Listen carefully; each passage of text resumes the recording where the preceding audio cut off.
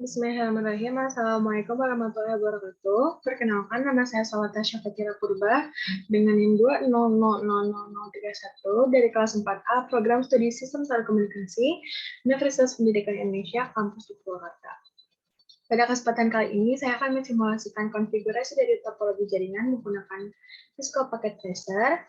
Dan video ini dibuat untuk memenuhi tugas akhir dari mata kuliah Jaringan Komunikasi Data yang diampu oleh Bapak Dr. Muhammad Negara, STMT. Kemudian kita akan membuat topologi yang terdiri dari satu router, 2 buah switch, dan juga 4 buah PC seperti yang terlihat pada modul ini. Langkah pertama adalah kita akan masuk ke Cisco Packet Tracer terlebih dahulu.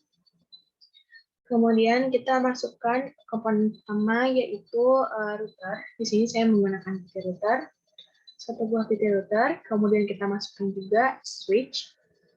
Di sini juga saya menggunakan PT switch, 2 buah PT switch, dan kita akan menggunakan end device berupa PC sebanyak 4 buah PC.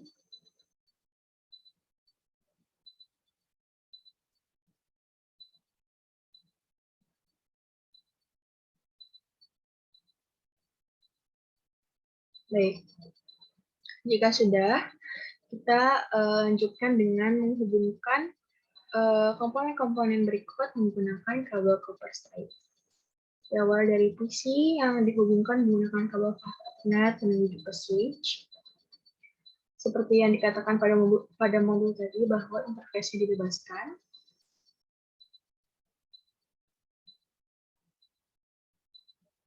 Kemudian begitu juga dengan selanjutnya.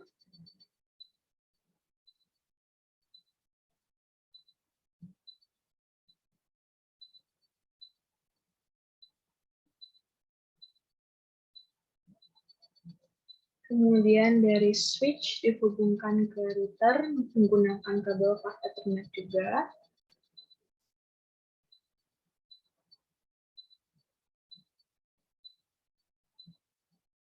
Oke. Sebelum kita lanjut ke langkah selanjutnya, kita lihat dulu di sini kita pastikan bahwa sambungannya sudah tersambung dengan baik dengan memperhatikan indikator berikut. Apabila indikatornya sudah menunjukkan warna hijau, maka sambungan sudah tersambung dengan baik. Namun di sini kita lihat ada indikator yang berwarna merah, artinya sambungan belum tersambung dengan baik antara switch ke router dan juga switch 1 dan switch 2 ini. Ya, hal ini dikarenakan ada port yang belum diaktifkan pada router, jadi kita klik terlebih dahulu routernya, kemudian kita masuk ke config. Nah, di interface ini kita bisa lihat ada 2 interface yang aktif yang kita gunakan. Kemudian kita klik, dan di sini ada port status belum diaktifkan. Kemudian kita aktifkan, begitu pula dengan port interface yang satunya lagi, kita aktifkan juga. Baik, kemudian bisa kita lihat bahwa di sini sedang menyambungkan dengan router dan switch. Kemudian kita lihat di modul. Oke. Perintah pertamanya adalah ganti nama switch pertama menjadi nama depan dan juga switch kedua menjadi mini. Oke. Caranya adalah kita klik terlebih dahulu switch-nya. Kemudian kita masuk ke CLI. Nah, di sini masih masuk di mode exec mode. Jadi untuk mengubah ke prefill exec mode agar kita dapat mengubah nama switch tersebut adalah dengan memasukkan perintah enable. Dan di sini kita sudah masuk ke prefill exec mode. Kemudian kita masukkan perintah configure terminal atau lebih singkatnya config. Kemudian kita assign nama hostnya yang kita inginkan, yaitu nama depan saya, yaitu Sawah. Oke, dapat kita lihat bahwa nama switch ini sudah berganti menjadi Sawah. Kemudian bisa kita tutup. Kita berlanjut ke switch satunya lagi. Kita akan ganti menjadi name saya. Nama switch-nya. Langkahnya sama, kita masukkan perintah enable, kemudian kita configure terminal, kemudian kita assign hostname-nya. Untuk switch yang ini kita ganti menjadi name saya, yaitu 2000031. Sini sudah berhasil mengganti nama switch-nya. Kemudian kita tutup. Untuk menyesuaikan di display, kita ganti juga. Ini menjadi.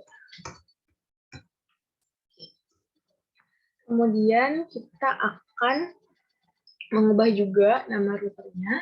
Makanya sama, kita klik routernya, kita masukkan CLI. Kemudian ini masih di router config if. Kita exit terlebih dahulu. Oke, di sini kita sudah masuk ke page exec mode. Kemudian kita masukkan perintah configure terminal.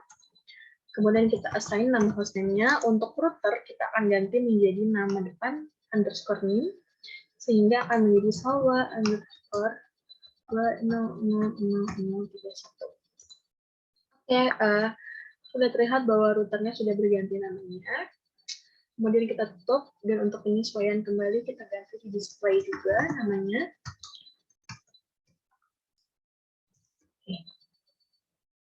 Oke, selanjutnya di modul kita bisa lihat bahwa perintah selanjutnya adalah amankan perangkat switch 1 dan 2 menggunakan username yang depan dan juga password new. Sebelum itu kita harus menyambungkan dulu antara PC ke switch dengan kabel konsol. Sebetulnya bisa dari PC manapun ke switch ini, tapi saya akan menggunakan PC 0 ini. Kita sambungkan dengan kabel konsol ke switch. Begitupun dengan switch yang satunya lagi. Sambungkan PC 2 menuju ke switch menggunakan kabel konsol. Oke. Setelah ini baru kita klik PC-nya. Kemudian kita masuk ke desktop, kemudian ke terminal. Oke, klik OK. Oke, karena kita sudah mengganti nama switch-nya tadi, sehingga masih berada di mode config. Sekarang kita tinggal assign username dan password yang kita inginkan. Berdasarkan perintah, kita akan menggunakan username nama depan saya, itu Salwa, dan juga passwordnya adalah ini saya. Oke. Kemudian kita masuk ke mode line console 0. Kemudian kita masukkan perintah login lokal yang bertujuan untuk mengaktifkan dari username dan password yang sudah kita masukkan tadi. Kemudian kita exit. Nah, kita lihat lagi di modul.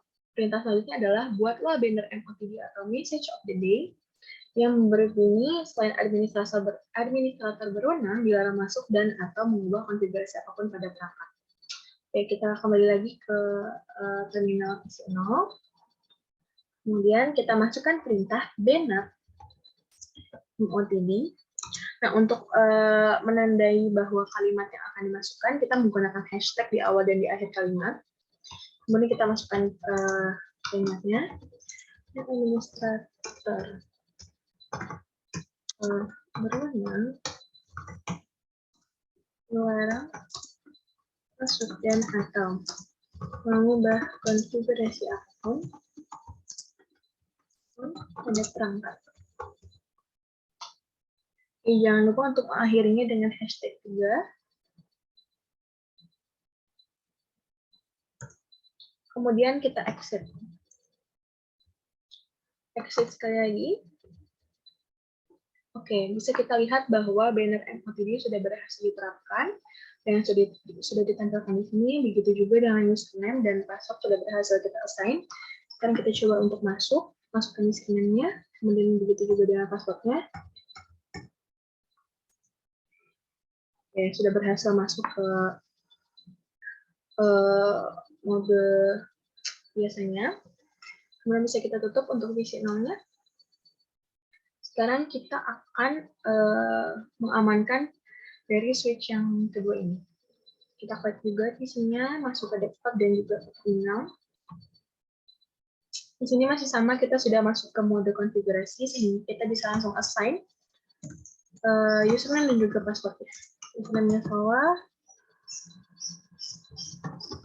Salwa, password-nya 2000031. Oke, kemudian kita masuk ke line console 0. Kemudian kita masukkan perintah login lokal. Kemudian kita exit dan jangan lupa untuk menambahkan banner MOTD yang berbunyi selain administrator berwenang melarang masuk dan atau mengubah konfigurasi apapun pada perangkat. Jangan lupa untuk mengawali dan mengakhiri dengan hashtag, kemudian kita enter, kemudian kita coba exit. Sekali lagi kita exit. Nah, dapat dilihat bahwa banner MOTD sudah berhasil diterapkan dan juga username dan password sudah kita assign. Kita coba masuk lagi. Ya, sudah berhasil masuk, berarti untuk perintah yang ke 3 dan 4 sudah berhasil dijalankan. Kemudian kita lanjut ke langkah selanjutnya, yaitu kita mengkonfigurasikan alamat IP dari PC-PC berikut. Oke, sebelumnya kita harus menyamakan dulu nama dari PC-nya supaya memudahkan untuk kedepannya. Kita ubah menjadi PC 4. Sini kita ubah menjadi PC 3.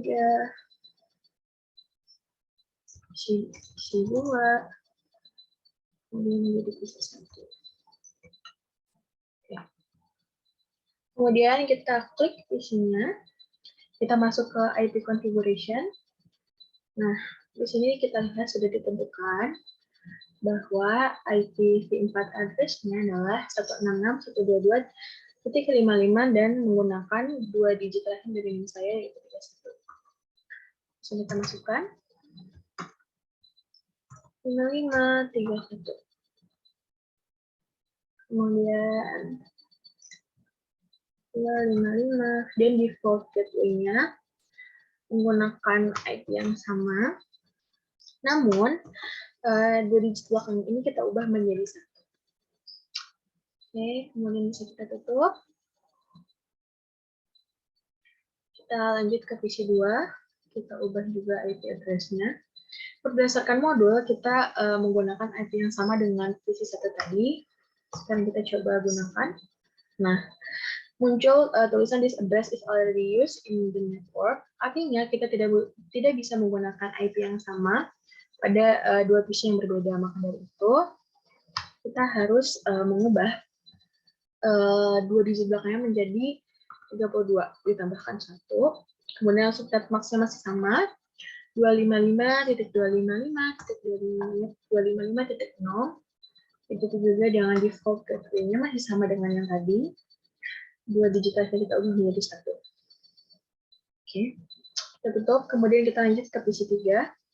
Di sini di PC 3 terdapat perbedaannya. Tadi 122.55, sekarang 122.66. Dan 2 digit terakhir menggunakan 2 digit terakhir ini saya. Sini kita masukkan 266.122.66.31.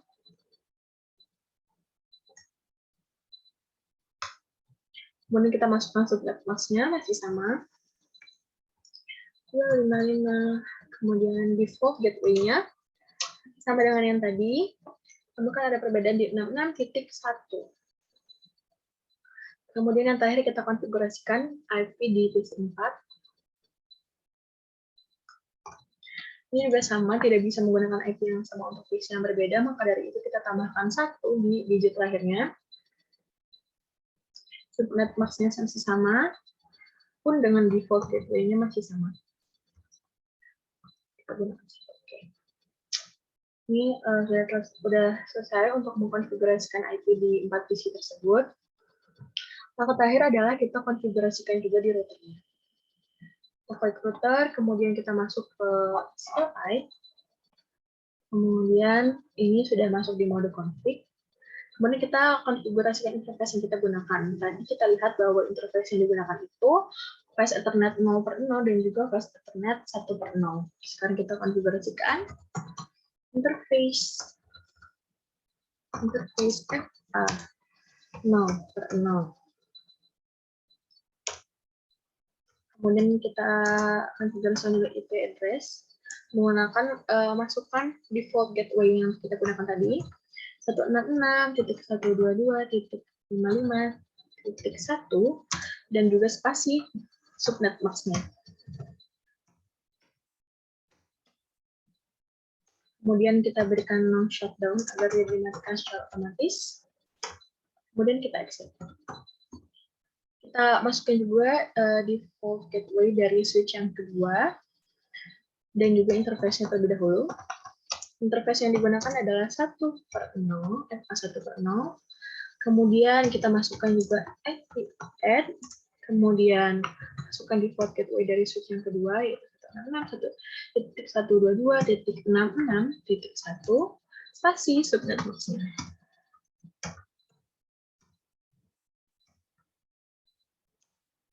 Kita berikan juga no shutdown. Kemudian exit. Bisa kita tutup. Oke, kita lihat di modul. Perintah terakhirnya adalah apakah hasil didapatkan karena konfigurasi pada poin 5, apakah PC dapat saling terhubung dan jelaskan. Baik, sekarang kita lihat. Untuk mengetes dari perintah tersebut, kita dapat memberikan pesan yang akan dikirimkan diawali dari PC 1 menuju PC 3. Kita lihat, di sini masih fail. Kita coba sekali lagi. Oke, dapat terlihat bahwa sudah berhasil karena memang untuk mencoba pertama kali akan ada gagal terlebih dahulu. Namun setelah dicoba lagi akan berhasil. Sekarang kita coba dari PC 2 ke PC 4. Kita coba sekali lagi.